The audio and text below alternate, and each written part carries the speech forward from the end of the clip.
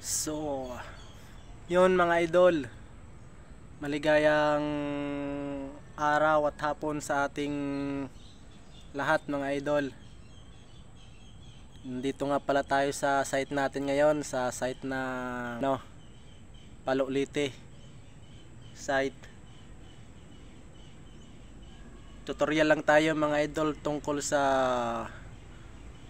kung paano mag-install ng trusses. Ayan mga idol, sa mga baguhan pa lang na gustong matuto mag-welding, pagkakataon nyo na to mga idol kay Foreman para matuto. Manood lang kayo sa mga video natin. Bago pa lang tong channel natin mga idol, pero hanggang sa matapos tong building natin, marami kayong matututunan dito kay Foreman. Kung gusto nyong mapanood lahat ng video natin mga idol, i-click nyo lang yung subscribes dyan mga idol. Paki-subscribe na lang, tsaka paki-click na lang din ng notification bell para palagi kang update sa ating mga video. So ayun mga idol, simulan na natin. So dito nga tayo mag-umpisa idol.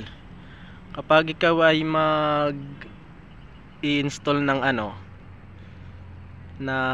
magpapabrikit ng trusses, ganito yung gagawin mo. Kasi yung haba nitong trusses namin ay nasa 8 meters. Kaya yung ginawa ko mga idol, kasi yung haba ng standard ng haba ng natin nasa 6 meters lang, nagdagdag tayo doon ng 2 meters.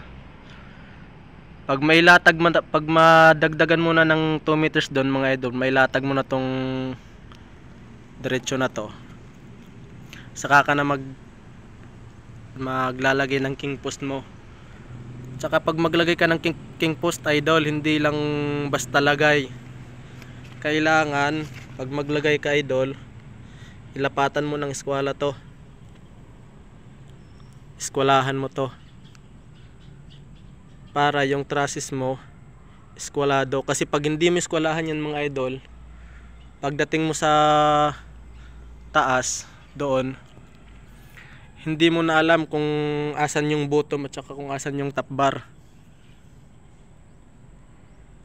Mga idol, pinakamaigi dyan mga idol, lapatan mo ng eskwala dito. Eskwala mo yan, tsaka ispatan mo muna dito mga idol, ispatan. Kapag magsisimula ka pa lang idol magpabricate, puro ispat lang muna. Kasi pag sakaling may error ka sa ginagawa mo, pwede mo pa siyang mabaklas. Pero pag full weld mo yan mga idol na nagsisimula ka pa lang, pag magka-error ka niyan mga idol, mahirapan ka na magbaklas. Kasi hindi naman maiiwasan sa atin mga idol, kahit sino pang magagaling na welder dyan, hindi maiiwasan yung error sa trabaho. Mayroon at mayroon din yan mga idol. Pati din pala dun sa dulo mga idol, nakikita nyo doon, lapitan natin.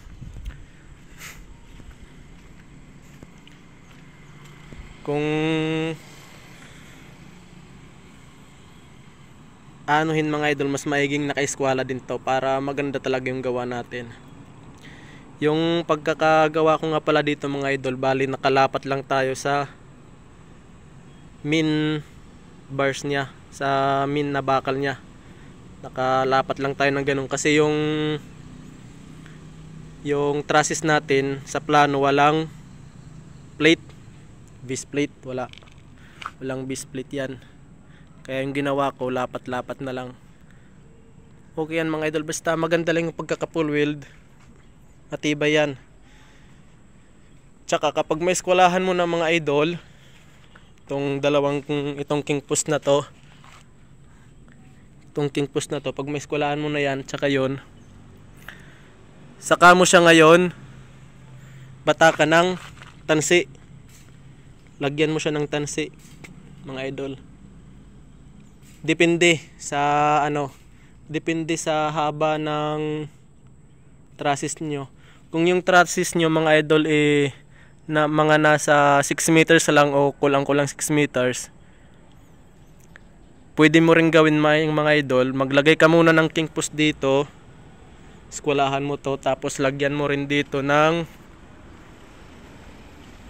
angle bar, kung ano yung binigay na taas ng purman nyo dito sa dulo, pwedeng lagyan nyo rin muna, saka nyo na ilagay yung top bar.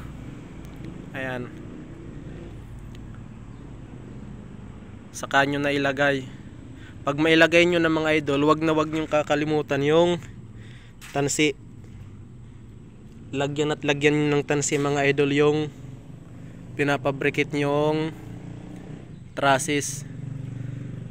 Kasi pag walang tansi ito mga idol, di mo alam, banking na pala yung ano mo, trusses mo, tabingi na, wala na sa diretso. Kaya may tansi tayo mga idol para diretso yung trusses natin. Yan, tingnan natin dun sa dulo mga idol, ganon, para diretso yung trusses natin. Yan, wali hindi pa pala nakaano to, kaya tabingi pa tingnan, kinapos na sa oras. Tapos pag malagyan nyo na ng tansiyan mga idol, nakikita nyo tong mga steel bar na to, ito yung magsisilbing stopper. Stopper to mga idol kung tawagin. Dapat meron din kayo nito palagi bago kayo maglagay ng web member mga idol.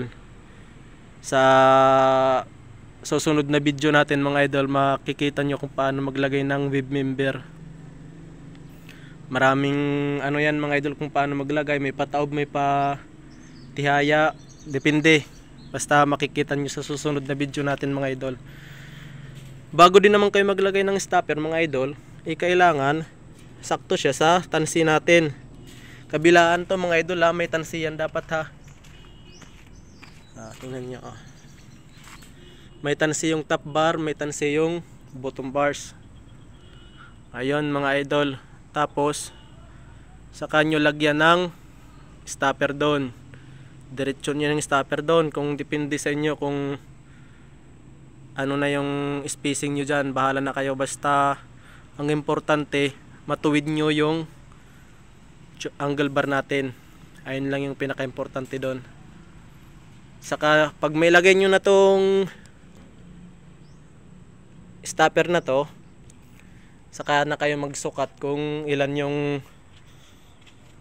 yung sinabing sukat ni Foreman sa web member natin. Kasi yung iba mayroong 1 meter mula dito hanggang doon, 1 meter dire-diretso doon for 1 meter. Yung iba din naman wala sa 1 meter. Iba-iba kasi ng klase yung sukat ng web member natin mga idol. Ulitin ko mga idol ha, eskwelahan muna natin dito, kunting eskwela, yung saktong eskwela talaga mga idol, hindi yung basta lapat lang ng lapat ng eskwela. Eskwelahan dito. Second maglagay ka ng tansi mga idol, kabilaan, pati dun sa top bar maglagay ka ng tansi para sigurado ka. Pagkatapos maglagay ka ng stopper mga idol.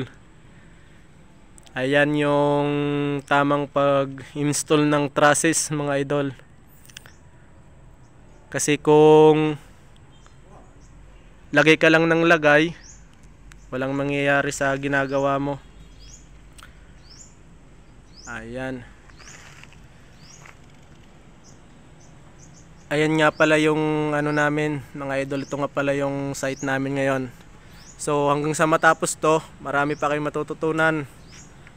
So bye-bye lang palagi mga idol sa channel natin.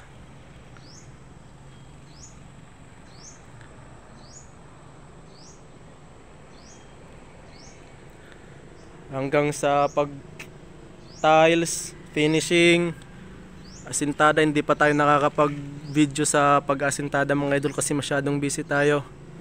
Sa next video na. Sa mga magtatanong dyan mga idol, comment na lang kayo sa baba, tsaka paki-subscribe na lang din Paki-click ng notification bell para palaging update ka sa ating mga video. Ayun lang, magandang hapon. Thank you.